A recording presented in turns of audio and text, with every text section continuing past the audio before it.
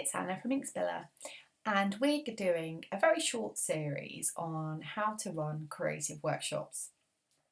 So how do you bring together a group of people, whether it's a group of people that work together, people that work in your organisation with you, or perhaps you want to bring together a group of people within a client's organisation to crack a creative problem or communication problem. And one of the things that I've done a lot around is brand workshops, so brand strategy workshop, brand positioning workshop, brand voice workshops. And the difficulty with this is that the idea of branding is quite a tricky one to grasp. It's well, if you ask most people what a brand is, they'd probably say a logo.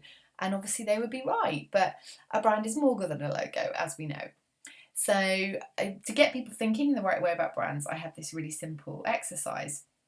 And this was one I got from my colleague Andrea, who's from yourbrandbox.com. I'll put a link to her and I'll put a link to the blog post where she shared this exercise.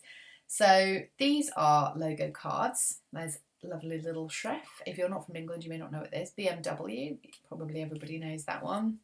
Heinz, again, pretty common.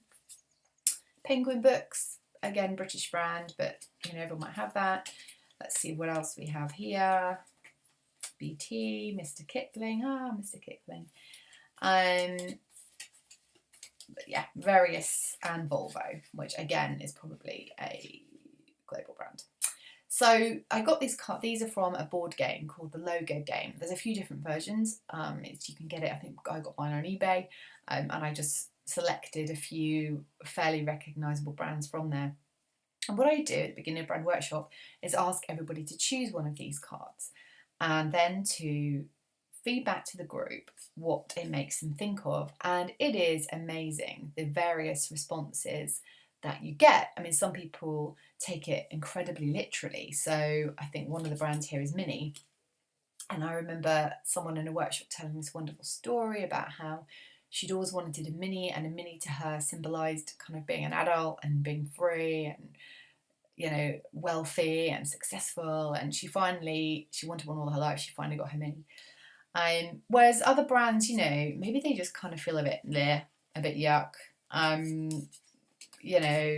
Mr. Kipling, I laughed at earlier. Mr. Kipling, I mean, that's probably quite a laughable sort of crappy brand. Maybe the same as Little Chef to a lot of people. BMW is an interesting one. BMW drivers, everyone loves to hate them. But if you drive a BMW, you probably pick this card and you probably feel some very positive associations like performance, quality, engineering, all of that. So the point of it is, and that's what's great about this exercise, the point of it is that everybody has such different beliefs and impressions around different brands, because that's all the brand is. A brand is what people think and feel about you. And that's going to be different for every single person. So it really helps. This exercise is great because it really starts you thinking about the fact that actually all a brand is a set of impressions. So if you're building a brand, how are you going to do that? Because you can't control what's in people's heads. You can't control what people think about you. But what you can control is how you behave.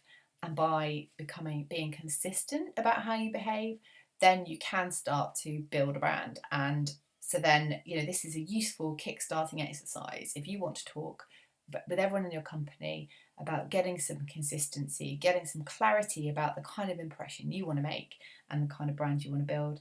So yeah, thanks to Andrea for that activity. I always find it incredibly helpful, and I hope that me sharing it with you has helped you too. Any questions? Yes, give me a shout.